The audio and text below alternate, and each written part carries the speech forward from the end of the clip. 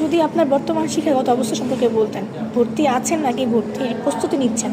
জি, আমি ভর্তি হইনি এখনও, আমি ভর্তি হব। আমি এইচএসসি 2024 ব্যাচের একজন শিক্ষার্থী। আমি এবার মেডিকেল এক্সাম দেওয়ার জন্য প্রস্তুতি নিচ্ছি।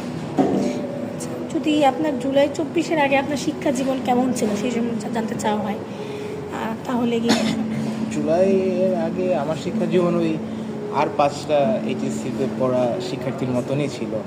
যে কলেজে যাওয়া আসা, স্যারদের সাথে কোচিং করা, কোচিংয়ে যাওয়া, বন্ধুদের সাথে কলেজের পর আড্ডা দেওয়া, এরকমই আর 5টা ছাত্রের মতনই ছিল। কলেজে যাওয়া, পড়াশোনা সবই মানে নর্মাল ছিল। আচ্ছা, আপনার আঘাতের ধরনটা যদি বলতেন, কিভাবে আঘাতটা পেয়েছেন এবং এটা আপনি কীভাবে সাফার করছেন, যদি সেটা একটু বলতেন।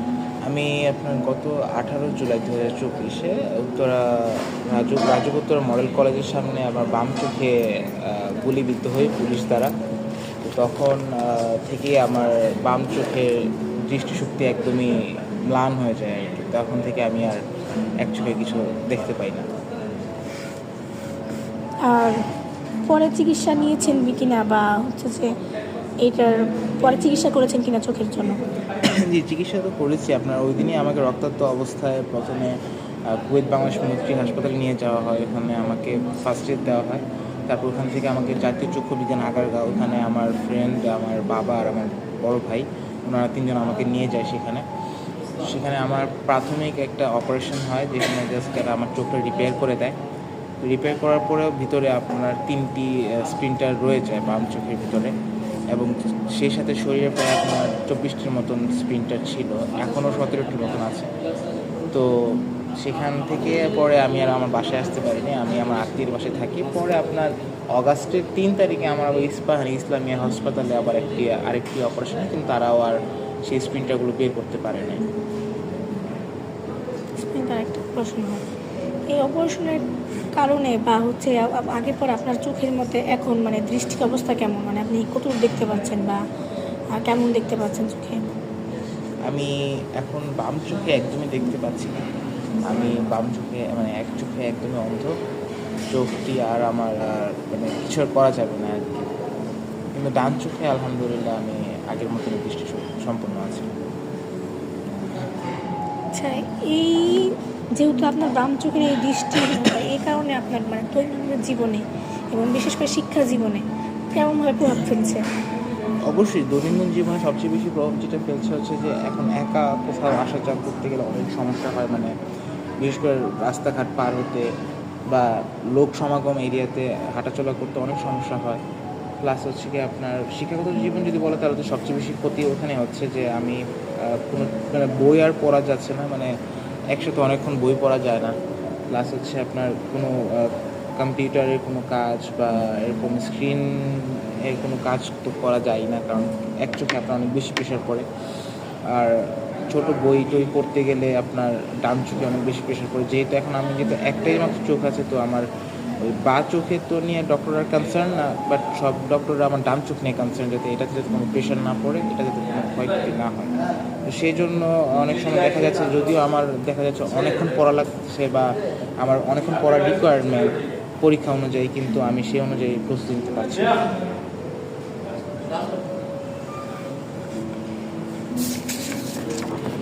যেহেতু আপনি ভর্তি ইচ্ছুক তো সেক্ষেত্রে যেহেতু আপনি ভর্তি পরিকল্পনা করছেন, এর আগে কি কোনো বিশ্ববিদ্যালয়ে ভর্তির আবেদন করার পরিকল্পনা করেছিলেন কিনা?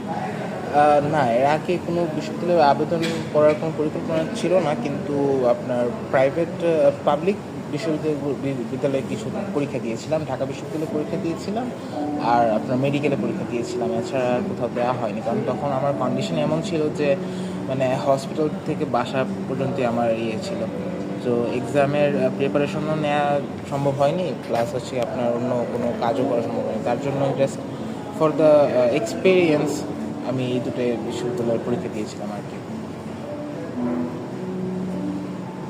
আচ্ছা, এই প্রসেসটা আপনার কাছে, যেহেতু আপনি এক জায়গায় ভর্তির জন্য অ্যাপ্লাই করেছিলেন, এই টোটাল প্রসেসটা আপনার জন্য সহজ ছিল কিনা? যেমন ভর্তি পরীক্ষা, ভর্তির অ্যাপ্লিকেশন করা থেকে শুরু করে ভর্তি পরীক্ষা দেওয়া পর্যন্ত যে প্রসেসটা ছিল, এটা আপনার কাছে কেমন, কতটা সহজ বা কঠিন মনে হয়েছে আর কি?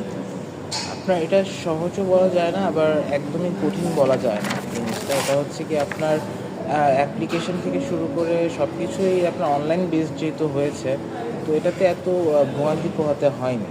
কিন্তু ওই কিছু কিছু বিশ্ববিদ্যালয়ে আমি দেখলাম, মানে আমার কিছু পরিচিত আহত ভাই ছিলেন, ওনারা আপনার প্রতিবন্ধী কোটায় অ্যাপ্লাই করছেন, তো ওদেরকে অনেক হ্যাসেল পোহাতে হয়েছে আর কি, যে আহ, এই কাগজ ওই কাগজ এটা এটা নিয়ে জমা দিন ওইখানে। মানে এখন তো অনেকে ঢাকায় বসে রাজশাহী বিশ্ববিদ্যালয় পরীক্ষা দেয়, চিট্টগ্রাম বিশ্ববিদ্যালয় পরীক্ষা দেয়।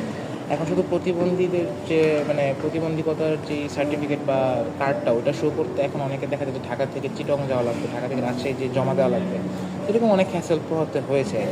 বাট আমি যেহেতু আর কোর্টে অ্যাপ্লাই করিনি, তো এই জন্য আমার আর ওই মানে কোথাও যে কাগজপত্র জমা দেওয়া লাগে, জাস্ট অনলাইনেই অ্যাপ্লাই করে টাকা পে করে পরে পরীক্ষার হলে যে পরীক্ষা দেয়। তার মানে প্রতিবন্ধী কোটা অ্যাপ্লিকেশন সিস্টেমটা আসলে হ্যাসেলপূর্ণ। হ্যাঁ, এটা একটা হ্যাসেলপূর্ণ, কারণ যেভাবে আপনার ধরেন অনলাইন বেস যেহেতু মানে সব কিছু হচ্ছে, তো ওদেরও অনলাইন বেস একটা প্রতিবন্ধীদের নিয়ে করা উচিত, যে আপনার যেই প্রতিবন্ধকতার যে সার্টিফিকেটটা বা যে কার্ডটা সেটা আপনি অনলাইনে আপলোড করবেন, সেখান থেকে আমরা ভেরিফাই করে দেখবো যে আপনি কি আসলে কী, সেটা ওরা করতে পারে। কিন্তু ওরা মানে অনলাইনে আবেদন করতে, কিন্তু ফিজিক্যালি যে এই কাগজপত্রগুলো জমা দিতে হবে, সেই জন্য অনেকে হ্যাসেল পায়। বিশেষ করে যেহেতু তারা প্রতিবন্ধী, তারা তো আরেকটু বেশি সুবিধা দেওয়ার কথা, কিন্তু তারা আরও মানে নর্মাল মানুষ থেকে আরেকটু বেশি হ্যাসেল পাচ্ছে। আচ্ছা, তো আপনি পার্সোনালি কোনো সমস্যার সম্মুখীন হয়েছিলেন কিনা, যোগাযোগ করতে গিয়ে বা বিশ্ববিদ্যালয়ের সাথে যোগাযোগ করার সুযোগ পেয়েছেন কিনা, যে আপনার যে সমস্যা আছে এই ব্যাপারে জানাতে পেরেছেন কিনা বিশ্ববিদ্যালয়কে?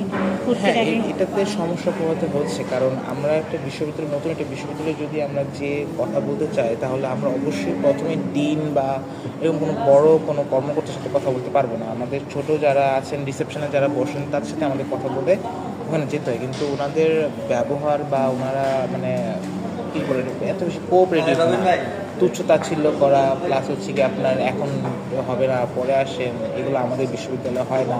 আমরা প্রাইভেট বিশ্ববিদ্যালয়, এখানে কোনো ওয়েভার দেওয়া হয় না, বা এরকম মানে যারা আন্দোলনে আহত তাদেরকে ওয়েভার দেওয়া হবে এরকম কোনো কিছু আমরা পাইনি।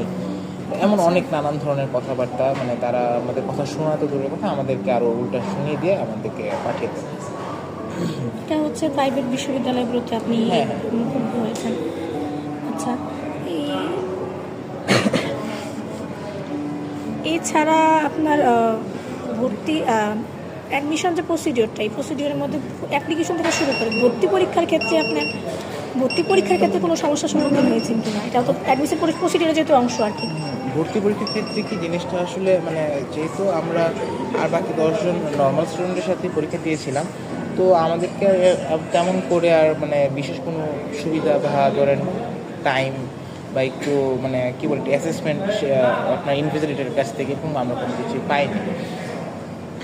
বা আমি যতটুকু ধারণা আছে যে যারা প্রতিবন্ধী কোটায় অ্যাপ্লাই করে, যারা কিনা প্রতিবন্ধী, তারাও মানে এরকম কোনো সুবিধা তারা মানে অন দ্য স্পট তারা পান না ইনভিজিলেটরের কাছ থেকে। জাস্ট আপনার একটা কোটাতেই অ্যাপ্লাই করতে পারি, এছাড়া কিছু না।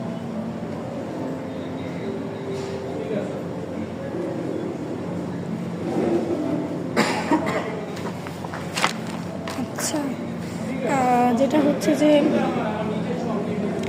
আপনাকে সমাজ থেকে মানে পরিবার থেকে বা সমাজ থেকে কোনো ধরনের নিজস্ব মানে কোনো হতাশাজনক কথাবার্তা শুনছেন কিনা, বা কোনো ডিসকারেজমেন্ট পাচ্ছেন কিনা, যে বলার দরকার নেই বা কিছু একটা? না, এই দিক থেকে আমি আমার বলতে পারি যে সমাজ আর পরিবারের কাছ থেকে আমি একজন লাকি একজন পার্সন।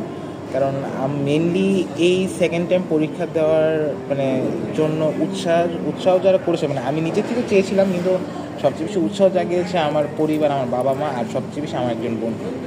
মানে আমার আশেপাশের মানুষজনের এই প্রেরণার জন্যে আমি মানে আসলে সেকেন্ড টাইম অ্যাপ্লাই করতে যাচ্ছি, পরীক্ষা দিতে যাচ্ছি। ওদের যদি এরকম না হতো, আমি নিজে থেকে ভেঙে পড়তাম। ওরা একমাত্র যারা কিনা এই ওই 18 জুলাই থেকে এখনো অবধি আমাকে মানে কখনো বুঝতে দেয়নি যে আসলে আমার জীবন থেকে কোনো কিছুটা চলে গেছে।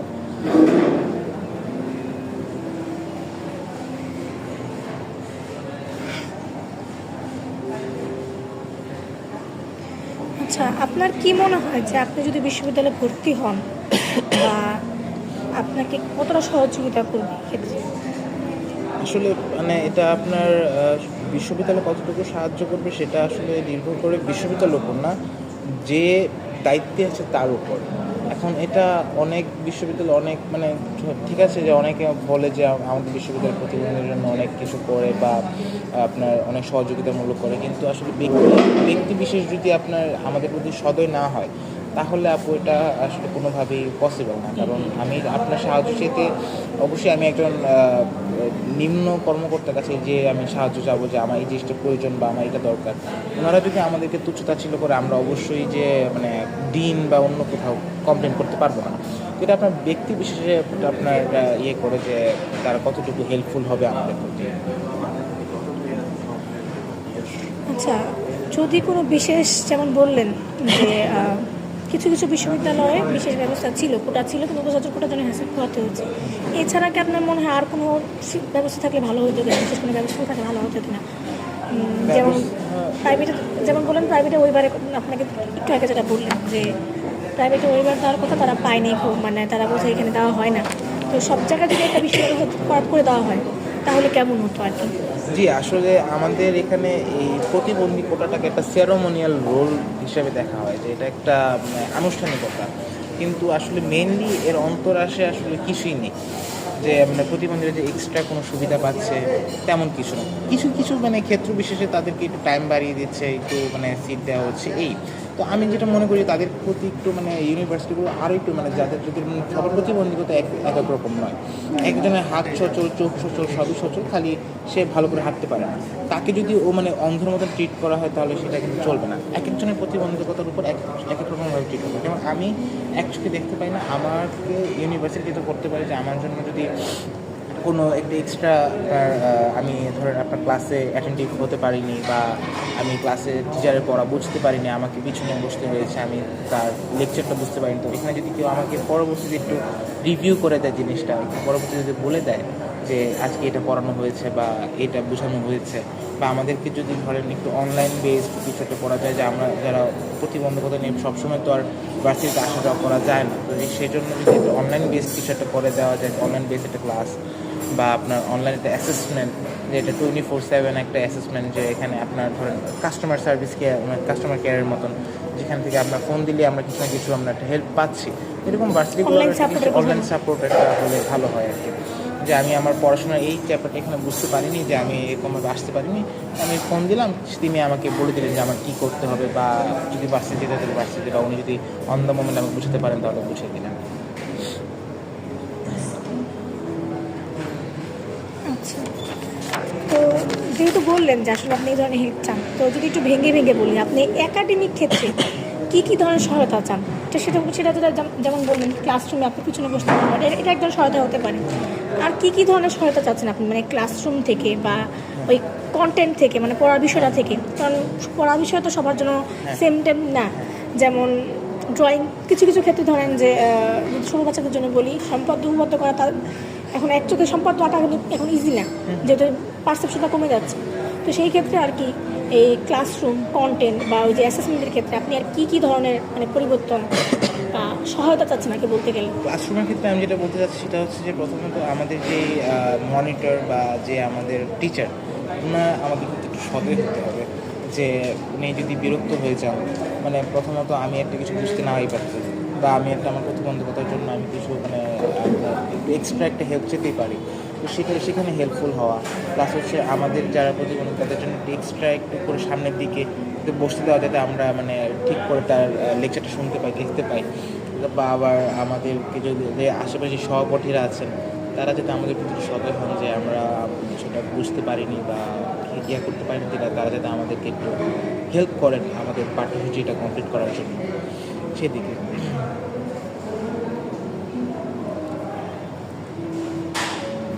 আচ্ছা, কন্টেন্টের ক্ষেত্রে আসলে পুরো বিষয়ের ক্ষেত্রে কেমন ধরনের পরিবর্তন আছে? কন্টেন্ট বলতে আপনার কন্টেন্ট যদি একটু বুঝিয়ে বলি, কন্টেন্ট বলতে আসলে যেটা বলেন পাঠ্যসূচি থেকে শুরু করে পাঠ্যের বিষয় যতগুলো আছে, আপনার বই, খাতা, কলম বা যত ধরনের ম্যাটেরিয়ালস আপনারা পড়ছেন, অনলাইনে পড়ছেন, মোবাইলে পড়ছেন, পড়ছেন, সব কিছু আসলে কন্টেন্টের মধ্যে পড়ে।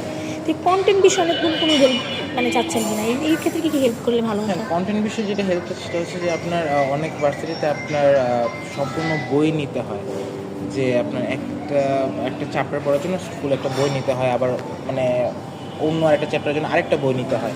এরকম অনেক জায়গায় আছে। তো সেই জায়গায় যদি আপনার ওরা মানে জাস্ট চ্যাপ্টার ওয়াইজ যদি একটা শিট অনুযায়ী আমাদেরকে প্রেরণ করে, তাহলে কিন্তু অনেকটাই আমাদের হেল্পফুল হচ্ছে, যে আমাদের সম্পূর্ণ একটা বই কিনতে হচ্ছে না।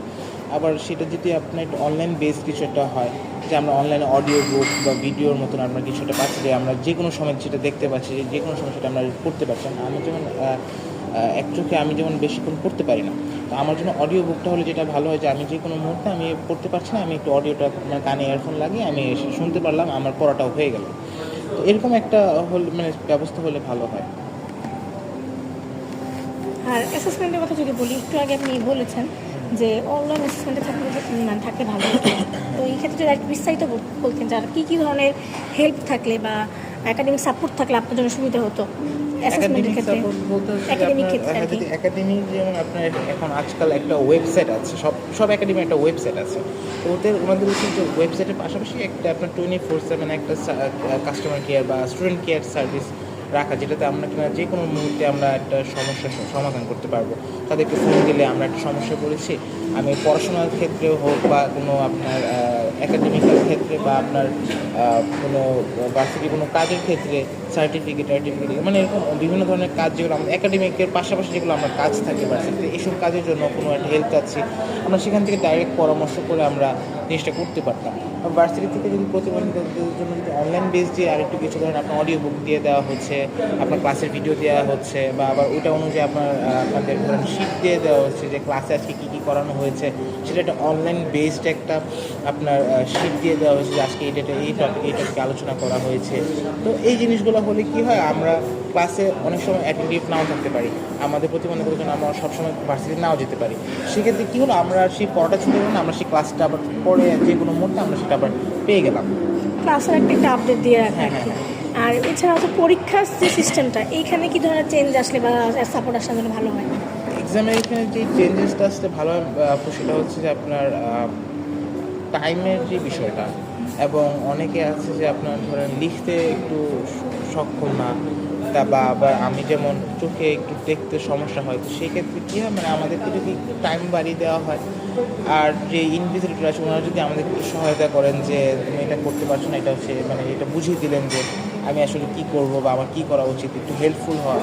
বা পরীক্ষার প্রথমে যেই আপনার রোল টোল যে পূরণ করা লাগে, সেটা একটু আমাদেরকে একটু এক্সট্রাভাবে কেয়ার করে আমাদেরকে একটু দেখানো যে এটা এইভাবে করতে, কারণ ভুল হতেই পারে রোল টোল এসব পূরণ করার সময়। তো এগুলো এইসবে যদি একটু সহায়তা করা হয়, এই আর কি। মানে ইনভিজিলেটর হেল্প, হ্যাঁ, ইনভিজিলেটর একটু হেল্প, টাইমটা বাড়িয়ে দেওয়া। টাইমটা বাড়িয়ে। আচ্ছা ভাইয়া, আর যদি কোনো টেকনোলজিক্যাল সাপোর্ট দেওয়া হয়, সেই ক্ষেত্রে কোনো টেকনোলজিক্যাল সাপোর্টের কোনো প্রয়োজন বোধ করছেন কিনা? কোনো অ্যাসিস্টিভ টুল বা কোনো টেকনোলজিক্যাল ব্যাপার স্যাপার কোনো মানে প্রয়োজন আছে কিনা আপনার, কী মনে হয়? টেকনোলজিক্যাল সাপোর্টের ক্ষেত্রে আমি যেটা বললাম আর কি আপনার, তখন যে আপনি ধরেন ওয়েবসাইট বেসড যেহেতু আজকাল সব হয়ে যাচ্ছে, আমাদের আর মানে পার্সোনালি কোথাও যাওয়া যেতে প্রয়োজন হচ্ছে না। তো সেই ক্ষেত্রে আপনার ওয়েবসাইট বেসডই সব কিছু করে ফেলা উচিত, যে আমাদের পড়াশোনার ক্ষেত্রে। আসলে ভাই একটু একটু যদি বুঝিয়ে বলতাম, টেকনোলজিক্যাল অ্যাসিস্টিভ টেকনোলজি বা টুলস বলতে এরকম কোনো জিনিস বোঝা, যেমন হচ্ছে যে মানে আমাদের পড়াশোনার ক্ষেত্রে মানে এই টুলটা মানে আমাদেরকে সাহায্য করবে। টুল বলতে যেমন মোবাইল ফোন একটা টুল হতে পারে, এটা এক্সট্রা একটা টুল, মানে আপনি পড়ার বাইরে একটা টুল আর কি, যেটা আপনার কাছে থাকবে আপনার।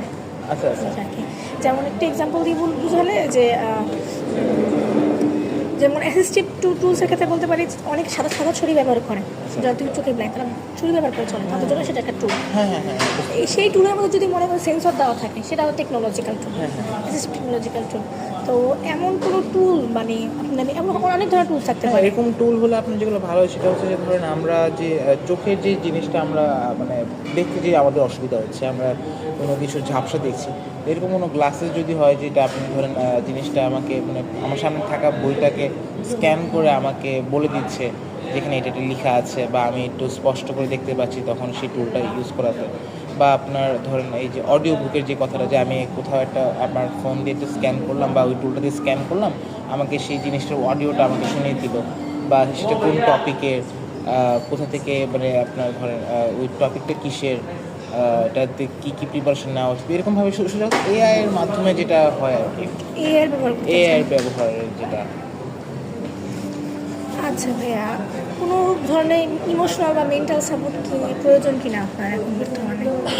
মেন্টাল সাপোর্টের তো সবসময় প্রয়োজন থাকে, আপনার মেন্টাল সাপোর্ট সবচেয়ে যেটা বলবো যে আশেপাশের মানুষ যেটা আপনাকে সেটা সবচেয়ে বেশি ভালো দিতে পারে আর কি। যেটা আমার ক্ষেত্রে যেটা হয়েছে, আমাকে আমার আশেপাশের মানুষই আপনার সবচেয়ে বেশি মেন্টাল সাপোর্ট দিয়েছে, যে ওরাই একমাত্র যে যারা কিনা আমাকে এখন অবধি মানে আমাকে এনকারেজ করে এই পর্যন্ত এনেছে মেন্টাল সাপোর্টের মাধ্যমেই।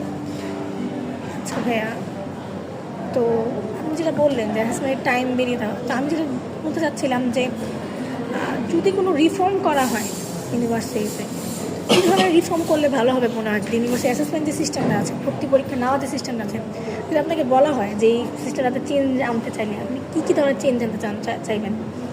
আমি মানে সবার প্রথম যেটা হচ্ছে এটাকে সহজলভ্য করা আর কি। এই ভার্সিটি যদি এটা পাবলিক ভার্সিটি, কিন্তু পরীক্ষাগুলো দেখা যাচ্ছে যে আপনার এক একটা পরীক্ষা 1000, 1200, 1500, যেটা সবাই এফোর্ড করতে পারে না। ফাইন্যান্সিয়াল দিকটা একটু দেখা, সেখান থেকে একটু কমিয়ে দেওয়া। আবার আপনার ওই যেটা বললাম যে প্রতিবন্ধীদের ক্ষেত্রে একটু আলাদা একটা অ্যাসেসমেন্ট বা করে ইনভিজিলেটর যদি একটু করে অ্যাপ্লাইয়ের জিনিসটা একটু সহজ করা। আবার প্রতিবন্ধীদের যেই কাগজপত্র জমা দেয় সেটা আবার একটু অনলাইন বেসড করে দেওয়া, যাতে সেটা আমরা অনলাইনে বসে করতে পারি, বাসা বসেই করতে পারি। আর পরীক্ষার ক্ষেত্রে যে কথা হচ্ছে সেটা হচ্ছে যে আপনার একসাথে এত মানুষ একদিনে যে পরীক্ষা দেয়, সেই জন্য অনেকেই মানে আপনার একটা সমস্যা পোহাতে হয়। অনেকে দেশে অনেক প্রান্ত থেকে আসে। তো এটা উচিত যে আপনার ধরেন ঢাকা বিশ্ববিদ্যালয়ের পরীক্ষা, এটা বিভিন্ন আপনার জেলাতে বিভিন্ন ইয়াতে সবখানে হবে, জেলাভিত্তিক জেলাভিত্তিক পরীক্ষা হবে, কিন্তু আপনার রেজাল্ট একই সাথে দেওয়া হবে। এরকমভাবে হলে কী হয়, আর ঢাকার মধ্যে চাপ পড়ে না বা অনেকের আর হ্যাসেল পোহাতে হয় না। এই জিনিসটা করলে একটা মানে আপনার অনেকটা সুবিধা হয় আর কি।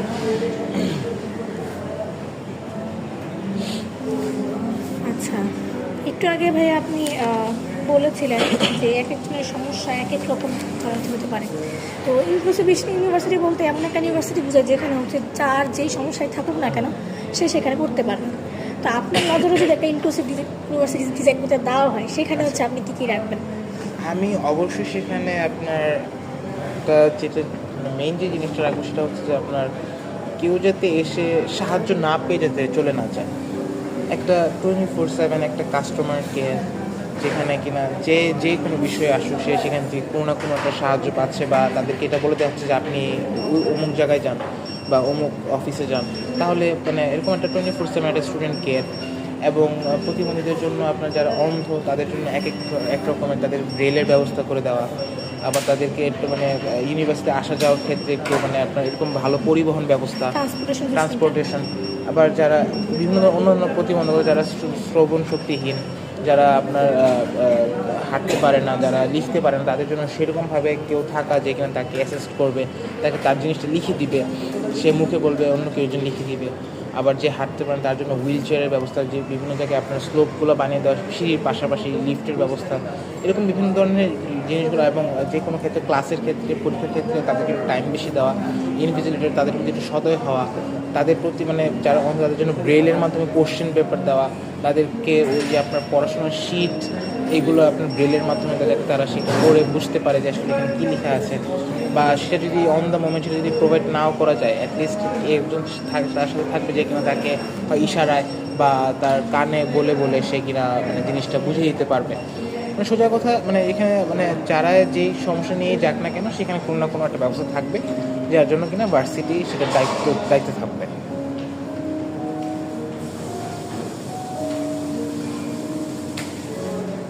আচ্ছা ভাইয়া, আর যদি নীতি নির্ধারকের কাছে কিছু বলতে চান তাহলে যদি বলতেন, কোনো মেসেজ কি দিতে চান কিনা বিশ্ববিদ্যালয়ের লিডার, ইউনিভার্সিটি লিডার বা হচ্ছে যারা পলিসি মেকার, তাদের জন্য কোনো মেসেজ যদি আপনার দেওয়ার থাকে?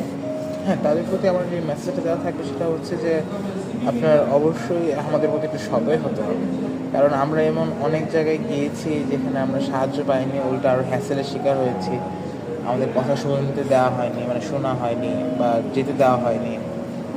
আবার যে ভার্সিটির যে বিষয়গুলো আছে সেখানে হচ্ছে যে অনেক সময় অনেকে মানে আমাদের মানে কীভাবে বোঝাবো সেটা, যে মানে যে আমরা হ্যাসেল মানে জিনিসটা দিয়ে আসলে ওয়ার্ডটা দিয়ে বোঝানো যায় না আসলে। অপমান যেটাকে বলা হয়,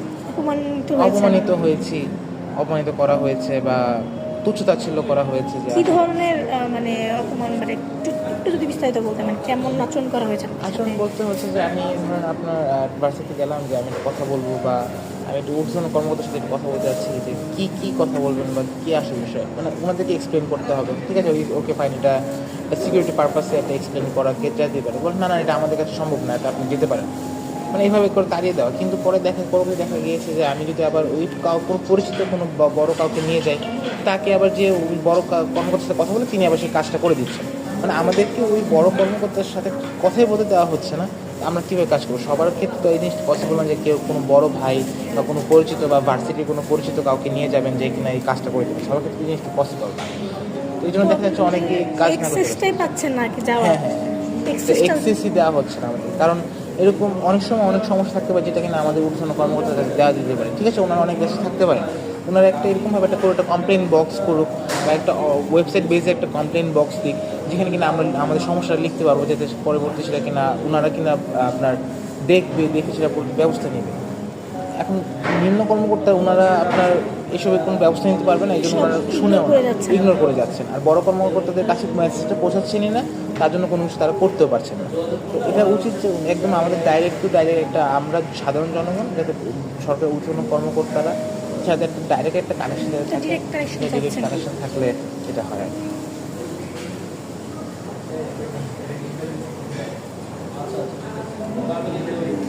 আচ্ছা, ইউনিভার্সিটির জন্য মানে এক্সেসের ক্ষেত্রে আর কি, মানে ভর্তি এক্সেসের ক্ষেত্রে কোনো বিশেষ ব্যবস্থা, কোটা বা হচ্ছে স্কলারশিপ, শিক্ষাবৃত্তি হতে পারে, এগুলোর কি প্রয়োজনীয়তা আছে বলে মনে করেন হ্যাঁ, কিনা? এগুলো তো অবশ্যই প্রয়োজনীয়তা আছে আপু, কারণ আমরা যারা সাধারণ মানে শিক্ষার্থীদের তুলনায় আমরা এতটা মেহনত করতে পারবো না, এতটা পড়াশোনা করতে পারবো না, আমরা এতক্ষণ লাগিয়ে বই পড়তে পারবো না, মানে সোজা কথা আমরা আসলে সাধারণ মানুষের কাছ থেকে একটু পিছিয়ে গিয়েছি।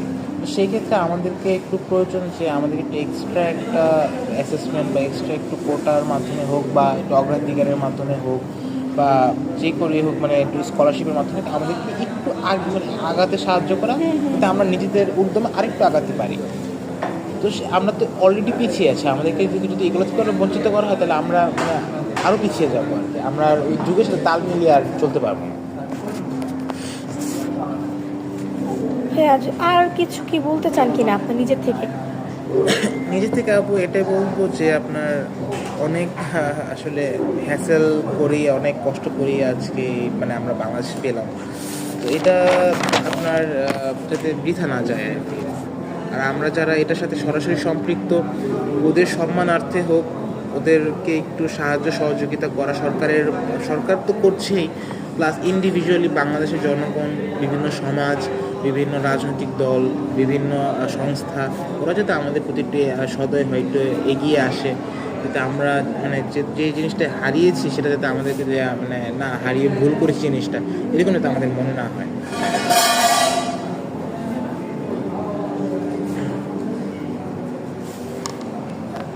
ধন্যবাদ ভাইয়া।